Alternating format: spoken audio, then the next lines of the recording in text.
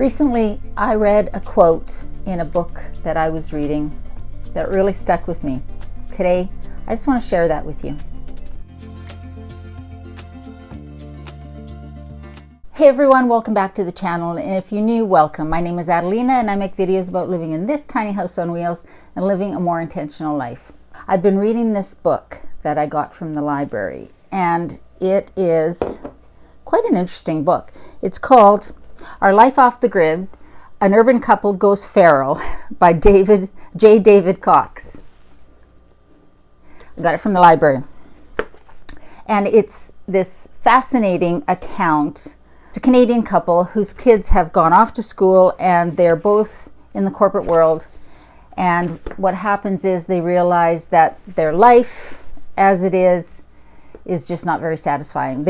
I believe they lived in Vancouver, the city of Vancouver on the mainland of British Columbia. And they had a little property on one of the islands off of Vancouver Island. And they decided to sell everything and build their dream house, their forever house, themselves on this little island where there was no ferry service. They had to take a boat from one island, their own little boat, in order to even get to their island. And it was fascinating to me because, of course, that's my dream, right? Maybe not to live on that remote of an island, but to live more off-grid, to be self-sustainable, to be away from so many people. Anyways, I thought this was fascinating. I found it at our local library here. I started to read it, and very shortly I read a quote that kind of stopped me in my tracks, as it were, because it was so true. And I'm going to read it to you now. And then I just want to chat about it, if that's okay. The quote, it comes very early in the book. And the quote is, he's talking about actually making that move. And he says, I took almost 6 years to actually choose where to go and how to extricate myself from the boiling cauldron of the cul-de-sac and the modern workplace. Those years were spent struggling with the transition. What may have appeared, and this is the quote that really got me, what may have appeared to be a sudden leap of faith was not. It was really a drawn-out, slow-motion learning and planning.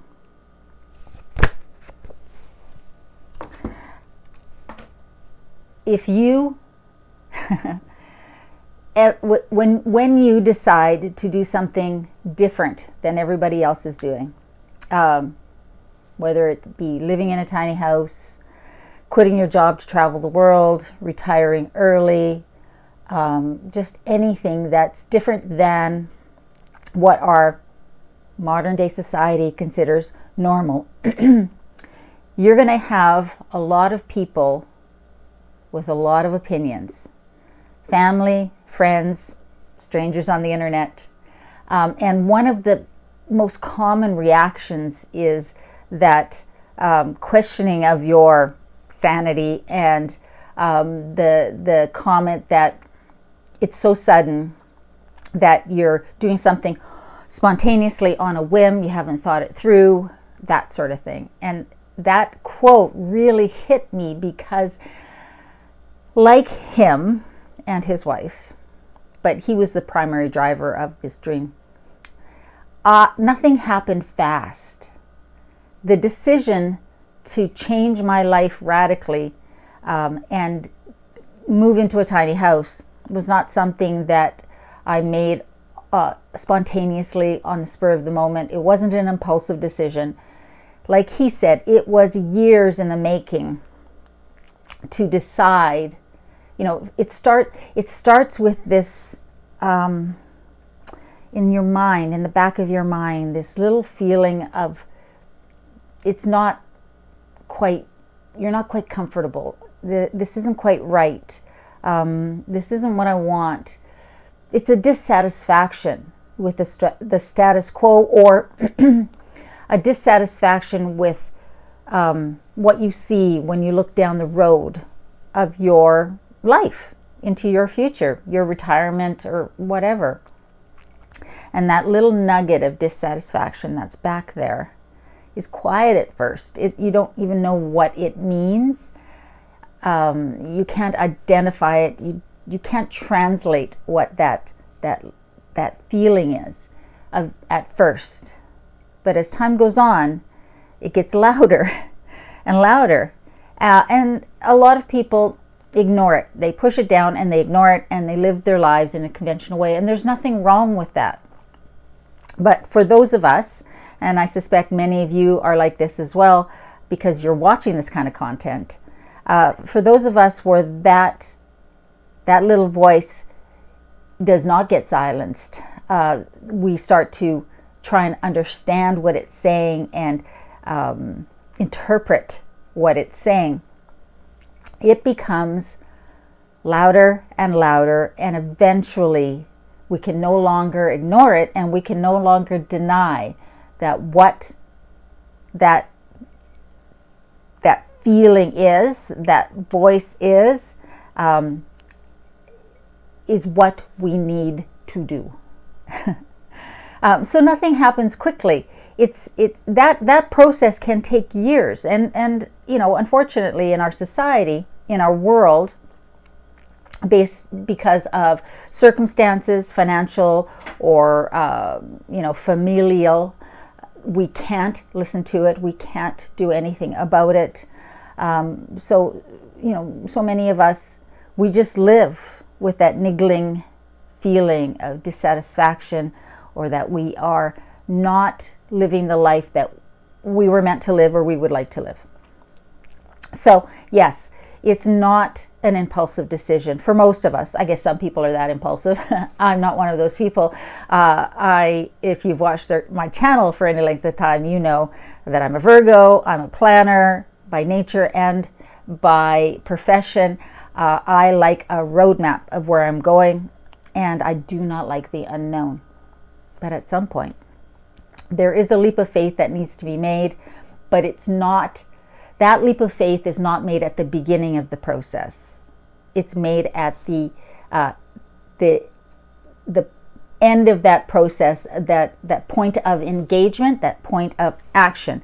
That's where that leap of faith comes in, because ultimately there is a leap of faith. But when you decide to do something like this, and I hope that you do in some form, whether it's a big change like the one I made, certainly the one that they made, or it's small leaps of faith, taking a sabbatical from your job and traveling, or changing your situation in any way that is radical, but in a positive way. People will accuse you of being impulsive, being reckless, and not thinking it through. And what they don't realize is that point of action, that point of engagement, is the end of a process, not the beginning of one.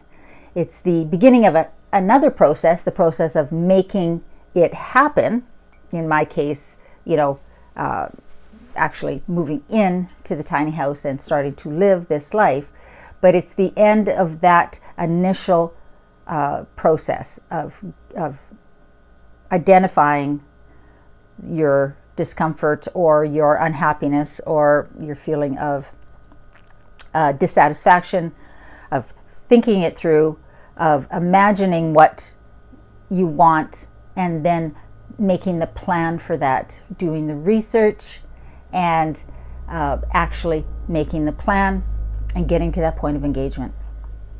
So this is a fantastic book, and it's, like I say, it's a Canadian author, and I got it from our local library, Our Life Off the Grid by David Cox. It's an awesome book. It's the kind of reading that I like to do to inspire me to make the next steps, to dream the next dream. It's always nice to listen or read about somebody else's experience, because nothing goes smoothly for them. nothing is a straight line. And I think that if you've done anything like what I've done or what they've done, or made any radical changes in your life, you know it's not a, okay, I'm ready to go and everything goes smoothly after that. That's not how life works. It's certainly not how my life works. There is always challenges. And what I find is that every challenge gets me ready for the next challenge, because what it does is build my self-sufficiency, my confidence in my abilities. And I can't help thinking that if it were easy, I don't know if I would feel it was as satisfying and worthwhile. I'm not sure that's the right word. But if it's easy, anybody can do it. It's not really a challenge. It's not bad, but it's not really a challenge. And I think those of us with this spirit, we need to find challenges in our lives. We need to grow in that way, whether they be small challenges or large challenges. Got a frog in my throat all of a sudden. Anyways, I just wanted to share that with you because I read that line, that quote in his book, and it kind of blew my mind, because it's so true. What other people will see as a leap of faith that you're taking is actually the end of this long process of planning and thinking and deciding that the status quo is not satisfying, and there's more that you can do with your life. There's more that you want to do with your life if you're able. And not everybody will understand that, and that's okay, because we all do. Those of us who are living that life or dreaming about that life, if we can't yet or can't in general, we understand that what we're doing is not reckless. It's not impulsive. It is risky, and there is a leap of faith that comes into this process. But it's at the end of that phase, and while terrifying, it's in equal measure exhilarating. And speaking from experience, even with the challenges and setbacks that happen in my life, it's still worth it. So if you're at that phase, that beginning phase that can last years, and you're feeling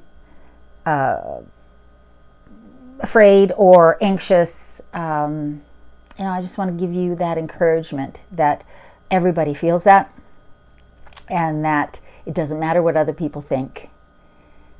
Take your time, make a plan, do the research, and ultimately do not be afraid to take that leap of faith, which can feel like stepping off the edge of a cliff without a parachute, but trust me, you will find your wings on the way down.